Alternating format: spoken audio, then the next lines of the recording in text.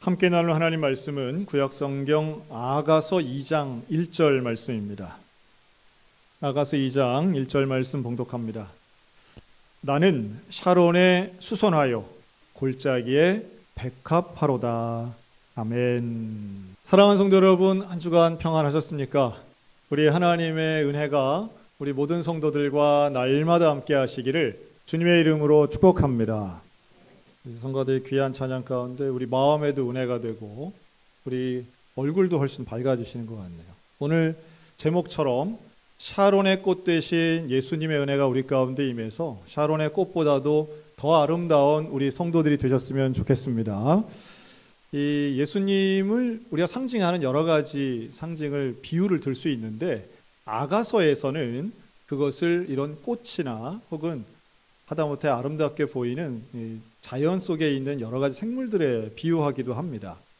특별히 꽃은 우리 인간들의 보편적 정서 속에 다 웬만하면 아름답게 보는 것 같아요. 그래서 꽃을 선물한다거나 혹은 꽃으로 장식하는 일은 시대나 혹은 장소에 무관하게 고대에도 있었고 서구나 동양이나 다 공이 있었던 일이었습니다.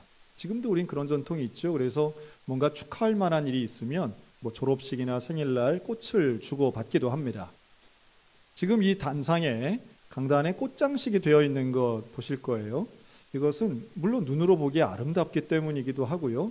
또 꽃이 의미하는 바가 있죠. 그것이 아름다움을 넘어서서 하나님의 영광을 상징하기도 하고 또 꽃은 말 그대로 살아있는 생명이 있습니다. 그 생명을 의미하는 게 이제 꽃의 향기라고 볼 수 있겠죠. 그래서 단순히 눈으로만 보여지는 조화와 생명력 있는 생화의 차이는 향기가 있느냐 없느냐라고도 볼 수 있습니다. 고대 히브리인들은 이 샤론의 수선화, 이제 오늘 본문에 나오는 건데요. 이 샤론의 수선화를 여러 가지 다양한 말로 불렀습니다. 그 중에 하나가요. 지금 우리 인간이 사용하고 있는 향신료들 중에 가장 고급 제품이 있어요. 향신료가 이제 여러 가지 후추나 소금 같은 것도 우리가 향신료의 일종이라고 보지만 예를 들면 바닐라 같은 식물들도 상당히 비싼 그 향신료로 보이죠. 버섯 중에 트러플 버섯 이래서 향로 버섯 이런 거 되게 고급스럽게 봅니다. 근데 그 중에서도 과거에는 이제 금보다 더 비싼 그런 식물이 있었는데 그게 샤프란이라는 식물이죠. 이 샤프란은 그 향 자체가 상당히 고급스럽고 꽃이 귀하다기보다는 그 꽃에서 샤프란이라고 하는 식물의 기둥 줄기에서 아주 어려운 과정을 통해서 그 향신료를 얻기 때문에 상당히 이제 비싼 향신료로 알려져 있습니다. 근데 이게 이제 이런 이스라엘과 지금 이란 쪽에서 제일 많이 나는데요. 이 고대 중동 지역에 이제 보편화되어 있는 거죠. 이 향을 워낙 좋아하니까 유럽인들이 상당히 고가 제품이 되고 우리나라에도 많이 알려져 있는데 아마도 제가 예상할 때는 샤프란 향을 직접 맡아보신 분은 아무도 없지만 모르는 분도 거의 없을 거라고 생각합니다. 왜냐하면 우리는 섬유 유연제를 통해 이미 샤프란 향을 매일마다 맡고 있으니까요. 그만큼 그건 이제 과학실에서 만든 거지만 그만큼 그 향을 이제 좋아하는 거죠. 그런데 이 샤론의 장미, 샤론의 꽃 수선화를 히브리인들은 샤프란이라고 부를 정도로 그 향기의 이제 호감도를 보여줍니다. 그래서 본문에 나오는 이 샤론의 수선화라고 하는 것, 또 골짜기의 백합화라는 것은 그 아름다움을 상징하면서도 그 영광이 있는 그 아름다움의 꽃을 의미하죠. 우리가 예수님을 좀 영적으로 본다면 이 아가서는요, 남성과 여성의 서로 사랑하는 이야기가 아가서의 주제입니다. 솔로몬과 술람미 여인의 사랑 고백인데요. 근데 이 아가서가 성경에 들어가 있는 이유는 그 여러 가지 사랑 고백이 예수님을 비유하고 있다고 믿기 때문입니다.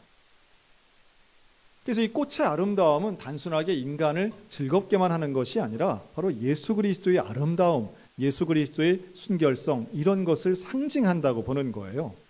그래서 이 샤론의 수선화도 마찬가지로 그런 의미로 우리가 좀 본다면 아름답기도 하고 향기도 있지만 그 말뜻에서 있는 것처럼 이 샤론이라고 하는 건 샬롬의 어미가 되기도 하지만 그래서 평화를 의미하는 단어도 되지만 샤론의 일반적인 뜻은 평야라고 하는 뜻입니다. 우리로 치면 들판이라는 뜻이에요. 그래서 샤론의 수선화 그러면 그냥 들판에 피어 있는 꽃을 총칭한다라고 봐도 무방합니다. 그냥 들에 있는 꽃이에요. 우리가 그 계절에 가면, 꽃이 피는 계절에 가면 들판에 막 들꽃들이 피잖아요. 그런 걸 다 같이 한 뭉텅이로 묶어서 샤론의 수선하다 이렇게 얘기해도 무방하다는 겁니다. 거기에는 아름다움이 있고 향기가 있고 우리에게 주는 친숙함이 있는 거죠. 그래서 이 샤론의 수선화는 당시의 사람들에게는 어디를 가든 있는 꽃들, 우리 주변에서 흔히 볼 수 있는 꽃, 그러면서도 아름다운 꽃, 그래서 내가 좋아하는 꽃, 이렇게 되는 거예요. 예수님과 우리가 좀 이 샤론의 수선화와 연결시켜서 생각해 보면 이런 겁니다. 예수님은 언제나 우리와 함께 하시는 줄로 믿습니다. 우리와 함께 하시고 우리를 행복하게 하는 거예요. 우리를 평안 가운데 인도하죠. 꽃을 보고 꽃향기를 맡으면 우리의 마음도 평안해지는 것처럼 언제나 우리와 함께 하시는 그 예수님과 동행하면 우리의 마음도 평안함을 얻는다는 거예요. 그리고 우리와 항상 함께 하시는 거죠. 들꽃이 우리와 언제나 가까이에 있는 것처럼 예수님도 우리와 항상 가까이에 계시는 분이시라는 말씀입니다. 그런데 그 예수님이 놀랍게도 우리와 무관한 게 아니라 우리를 너무도 사랑하시는 거죠. 솔로몬과 술람미 여인이 서로 사랑하는 것처럼 예수님도 우리를 사랑하시는 거예요. 이 샤론의 수선화가 우리 곁에 있으면서 내가 그 꽃을 사랑하는 것뿐만이 아니라 그 꽃도 나를 사랑하는 것처럼 오늘 아가서의 기자가 말하고 고백하는 건 오늘 우리들에게는 영적 교훈으로 나와 늘 함께 하시는 그 아름다운 예수님이 나를 사랑하시는 줄로 믿으시기 바랍니다. 그 사랑하시는 예수님이 우리 모두 가운데 느껴지셨으면 좋겠습니다. 우리의 일생에 가장 좋고 아름다운 것을 주시는 그 예수님. 이 예수님도 꽃에 대해서 말씀하신 적이 있어요. 누가복음 12장 27절에 보면 저 들에 있는 백합화를 보라, 이러면서 시작하시거든요. 들에 피어 있는 백합화, 골짜기의 백합화나 혹은 샤론의 수선화와 같은 뜻이에요. 저 백합화를 보라, 실도 만들지 않고, 개역성경은 길쌈도 하지 않는다 그러죠. 또 짜지도 않는다. 그 실을 가지고 직물을 만들지도 않는데, 그러나 내가 너희에게 말하노니 솔로몬의 모든 영광으로도 입은 것이 이 꽃 하나만큼 훌륭하지 못하였느니라. 예수님이 의도적으로 백합화와 솔로몬을 한 문장에다 두십니다. 아가서를 잘 아는 유대인들 입장에서는 이게 지금 솔로몬의 백합화 이렇게 딱 떠오르는 거예요, 이미지가. 그런데 예수님은 이 교훈을 뒤집습니다. 야, 이 꽃 한 송이를 봐라. 얼마나 아름답냐.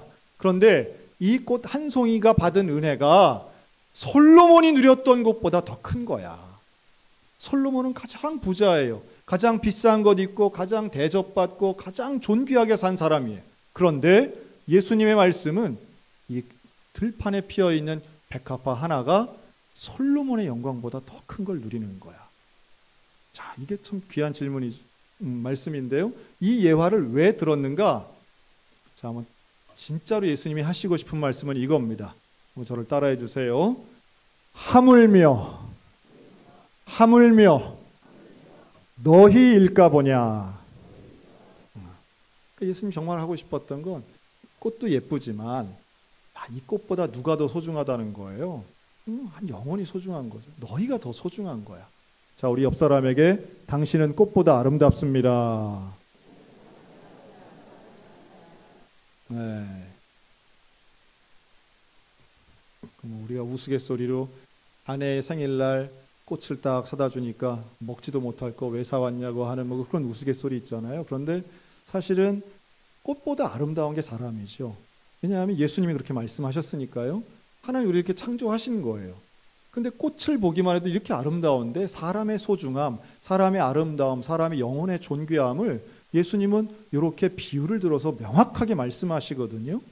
그리고 하물며 너희일까 보냐. 너희가 얼마나 하나님 앞에 소중한 존재인데, 그러니 너희는 무엇을 먹을까, 무엇을 마실까 구하지도 말고 근심하지도 말아라. 왜냐하면 하늘 아버지께서 너희에게 이런 것들이 다 있어야 할 줄 다 아신다. 참 놀라운 말씀이죠. 하나님 우리를 사랑하시는데 사랑하는 사람에게 모든 걸 다 해주고 싶는 것처럼 우리를 사랑하신다는 거예요. 그러니 너희는 그의 나라와 그의 의를 구하라. 그리하면 이 모든 것들을 다 너희에게 더하시리라. 여러분, 꽃 한 송이를 보면서 하나님의 사랑이 경험되어지고 그 꽃 하나를 보면서 나의 인생의 걱정 근심이 아닌 하나님의 소망을 발견하는 믿음의 성도들이 되셨으면 좋겠습니다. 우리에게 좀 그런 상징들이 있었으면 좋겠다는 생각이 들어요. 십자가가 그런 상징이 되겠죠. 그래서 우리가 일반적으로 보는 것들 중에 정말 상황은 절망적이고 시대는 어렵더라도 내 마음은 참 힘들지만 하나의 상징을 통하여 희망을 보고 그 아름다움을 통하여 다시 힘을 내어 걸어갈 수 있다면 이게 얼마나 큰 은혜이겠느냐는 거예요. 저는 하나님 우리 대한민국에도 이런 상징을 주셨다고 믿습니다. 작년에 우리나라가 만든 드라마 중에 전 세계에서 1등한 드라마 오징어 게임, 제가 한번 말씀드렸어요. 영화가 아니라 드라마. 그런데 이 오징어 게임은 제목은 오징어 게임인데 실제로 사람들이 그걸 보고 따라하고 더 화제가 된 놀이는 단연 무궁화 꽃이 피었습니다라는 놀이였습니다.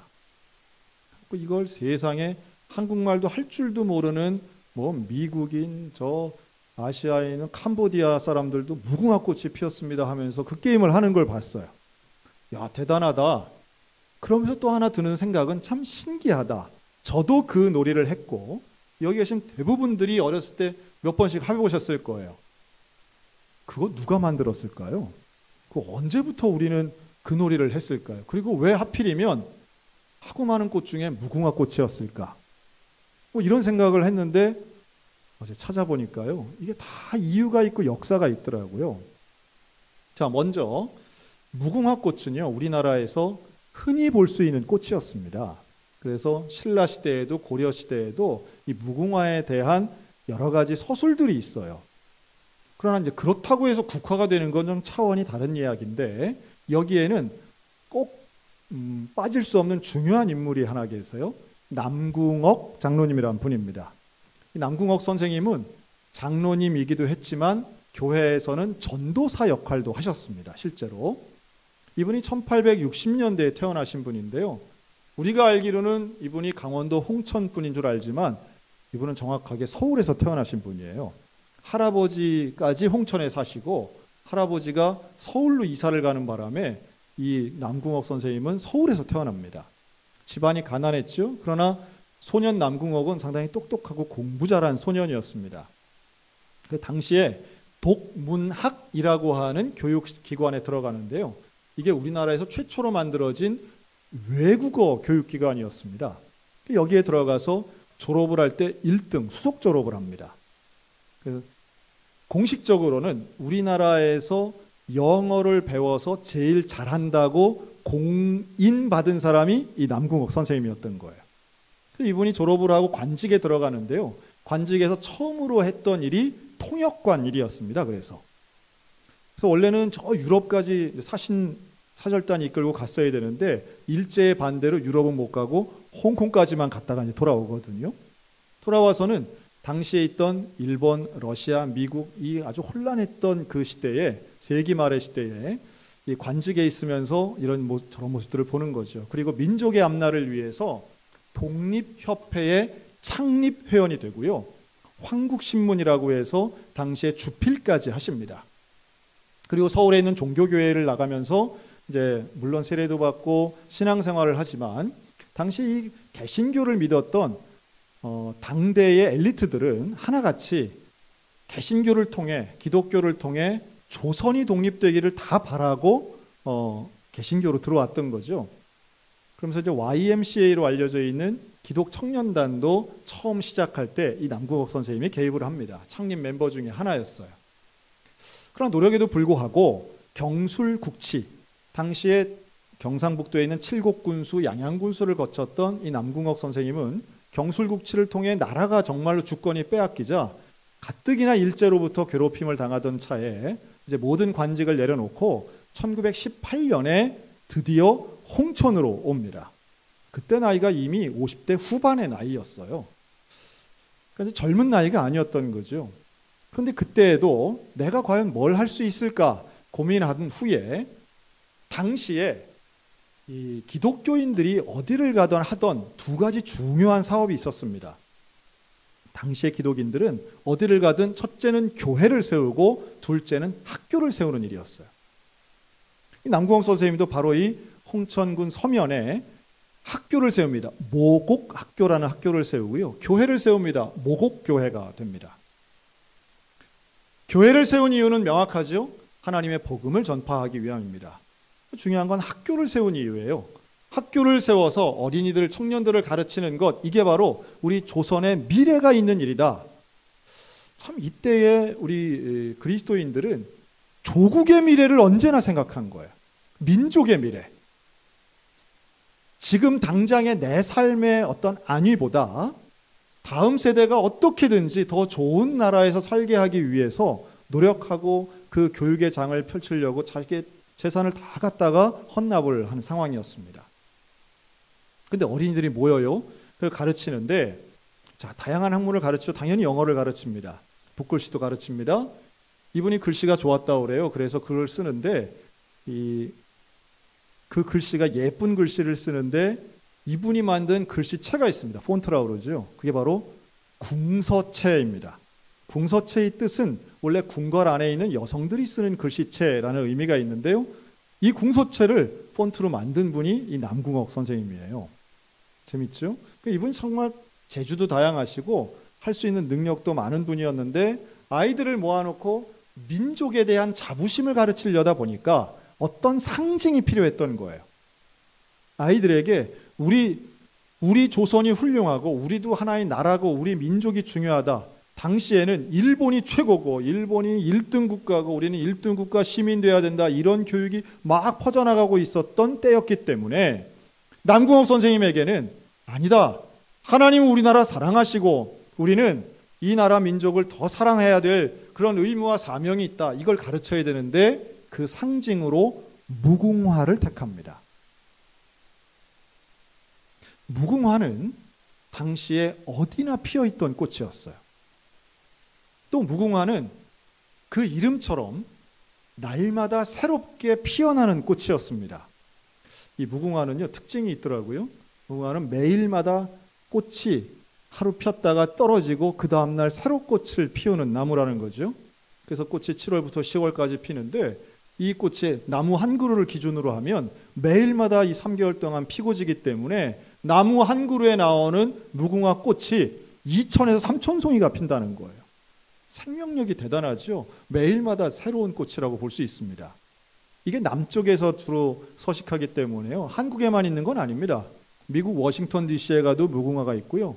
또 하와이에 가면 아예 가로수로 무궁화 길이 있습니다. 또 동남아 국가에도 무궁화를 많이들 키우고 있습니다. 그러니까 어디나 있는 나무라고 볼 수 있어요. 그런데 남궁옥 선생님은 바로 그 꽃을 주목한 거예요. 다른 나무에도 사실은 상관은 없었을 겁니다. 그러나 분명한 건 민족의 중요성, 우리나라의 미래, 이것을 자부심을 가르치기 위한 교육으로 무궁화를 상징화했는데 이것을 각인시키기 위하여 고안해낸 놀이가 바로 무궁화꽃이 피었습니다라는 거예요. 그런데 재밌죠? 무궁화꽃이 피었습니다. 다 기억하실 거예요. 순례 한 명은 어떻게 해요? 등을 지고 섭니다. 눈을 가리기도 하고 딴 데를 보기도 합니다. 그러다가 외치죠. 무궁화꽃이 피었습니? 다 하고 돌아보면 어떻게 해요? 순례가 아닌 게임 플레이어들은 막 다가오다가 그 말에 딱 멈추죠. 그런데 멈추지 못하고 움직이는 사람을 잡아내는 놀이에요. 여러분, 여기에 남궁옥 선생님이 어떤 의미를 부여했느냐 하면 이것과 무궁화꽃을 결합합니다. 우리 민족이 지금 이렇게 어려움을 당하고 있고 외세의 침입 앞에 무력하게 넘어지고 주권을 준 것은 우리가 깨어있지 못하기 때문이다. 그러면서 무궁화꽃이 매일매일 피는 것처럼 우리는 항상 뒤를 돌아보고 경계를 하고 다른 민족이, 다른 나라가 어떻게 하는지를 항상 주목하여 보고 영적으로 육적으로 깨어 있어야 된다. 이걸 가르치려고 그런 룰을 정했다는 거예요. 제가요 이거를 CBS에 출연하신 남궁옥 연구위원회 회장님한테 들은 거예요. 대단하지 않습니까? 지금도 남궁어 기념관에 가면 그 동영상으로 이걸 교육하고 있습니다. 우리는 이 놀이를 했음에도 이게 무슨 의미가 있는지는 잘 몰랐던 것 같아요. 고무줄 놀이에도 의미가 있고요. 하다못해 다방구도 의미가 있더라고요. 참 놀랍습니다. 다시 말해 1930년대, 40년대 우리의 선배들은요, 뭘 하나 해도 조국의 해방, 민족의 독립, 여기에 모든 관심이 집중되어 있었던 거예요. 그냥 놀았던 게 아니에요. 뭘 하나 가르쳐도, 뭘 하나 만들어도 그때 깨어있던 선각자들은 대개 교회 안에 있었고, 교회를 통해 시대를 밝히는 등불의 역할을 하려고 그 모진 고문과 핍박과 탄압 속에서도 이런 노력을 하셨다는 거죠. 참 마음이 뜨거워지더라고요. 그러면서 또한 이런 운동도 했습니다. 무궁화를 국화로 만드는 운동을 합니다. 그때까지도 우리나라는 국화가 있을 수가 없었죠. 그리고 결국 무궁화는 해방 후에 국화로 인정을 받고요. 놀랍게도 애국가에도 들어갑니다. 무궁화 삼천리 화려 강산. 그리고 놀라운 우연은 또 하나 있습니다. 이 남궁옥 선생님은 매일 새벽마다 자기가 세운 그 모곡학교 뒷산에 있는 유리봉이라고 하는 낮은 언덕 위에 봉우리에 올라가서 기도를 했는데요. 새벽마다 기도합니다. 하나님, 기도의 제목은 딱 두 가지예요. 하나님, 우리 민족을 구원하여 주시고 우리나라를 해방시켜 주옵소서. 새벽마다 기도하는 그 새벽 기도의 전통이 이제 교회 안에도 있었는데요. 문제는 일제히 탄압이었습니다. 일제가 교회의 문을 닫게 하고 학교의 문을 닫게 해요. 그리고 남궁옥 선생을 잡아가서 고문합니다. 옥고를 2년간 치르고 나와서 결국은 돌아가시는데 1938년에 돌아가시죠. 그분이 죽을 때까지도 계속해서 이야기했던, 주장했던 그 무궁화, 여러분 이 무궁화가 사실은 이스라엘에도 있는 꽃이에요. 그 무궁화의 학명은 히비스커스 시리아쿠스라고 하는 학명이 있습니다. 학문적 이름이에요. 그래서 이 뒤에 있는 시리아쿠스라고 하는 뜻은 시리아 지역에서 시작된 꽃이라는 뜻이거든요. 그러니까 시리아와 이스라엘 쪽에 사실은 무궁화가 있기는 합니다. 근데 더 놀라운 건 무궁화의 영문명입니다. 영문으로 뭐라고 하느냐면 로즈 오브 샤론입니다. 샤론의 장미가 바로 무궁화의 영문 이름이에요. 성경에 나오는 것과 똑같습니다. 그래서 이걸 가지고 과거에 우리 설교자들은 이거 봐라, 샤론의 수선화가 바로 무궁화야, 아주 이걸 갖다가 똑같은 걸로 설명할 때도 많았습니다. 알고 보면 똑같은 꽃은 아니죠. 그러나 이름이 같은 이름으로 나오기 때문에 그 들판에 피어있을 꽃이 무궁화일 개연성도 있고, 그러나 중요한 건 이게 무궁화냐 아니냐가 중요한 게 아니라 하나님의 섭리 가운데 우리 민족의 무궁화가 하나의 상징으로서 해방과 민족의 통일과 그리고 하나님의 섭리의 상징으로 있다는 건 얼마나 감사한 일인지 몰라요. 여러분, 무궁화를 볼 때마다 하나님의 은혜를 떠올리는 저와 여러분들 되시기를 주의 이름으로 축원합니다. 하나님 대한민국을 사랑하시는 줄로 믿습니다. 하나님은 저와 여러분을 사랑하시는 줄로 믿습니다. 마치 아가서에서 저 샤론의 수선화라고 하면 그게 사랑하는 사람이 대변되고 성경을 읽으면서 그것이 예수님으로 느껴지는 것처럼 우리 대한민국 사람에게 무궁화가 하나님의 은혜로 느껴진다면 이게 얼마나 위대하고 감사한 일이겠느냐는 거예요. 여러분, 내일은 77주년 광복절입니다. 100년 전 우리 선조들이 그토록 원했던 광복, 그것도 벌써 77년이나 되었습니다. 누군가는 재산을 바치고 직업을 포기하고 관직을 내려놓으면서도 하나님의 나라가 오게 해달라고 민족의 해방을 위하여 자기 가족도 버리고 자기 생명까지도 바쳤던 분들이 있습니다. 오늘 하나님이 우리에게 주신 사명도 저는 명확하다고 믿습니다.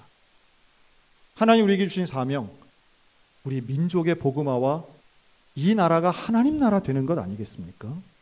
여기에 우리의 마음과 생각 그리고 힘을 함께 합해야 될 줄로 믿습니다. 여러분, 나라를 위해서, 민족을 위하여 기도하는 우리 소양교회가 되었으면 좋겠습니다. 감사한 건 오늘 또 우리 성시와 50주년 행사가 있어요. 감사한 일이죠. 춘천이 정말 우리 도시가 이 나라 민족을 위해 기도한, 정말 뜨겁게 기도한 부흥의 경험이 50년 전에 이곳에 있었던 것이고, 이걸 잊지 않고 오늘 내일 계속해서 집회를 합니다. 집회에서만 멈추는 게 아니죠. 우리의 삶의 태도에서, 삶의 실제에서 이런 것들이 하나씩 더 회복돼야 될 거라고 확신합니다. 하나님 우리를 사랑하시는 것 변치 않으십니다. 무궁화가 변치 않는 꽃인 것처럼 하나님의 사랑도 변치 않으십니다.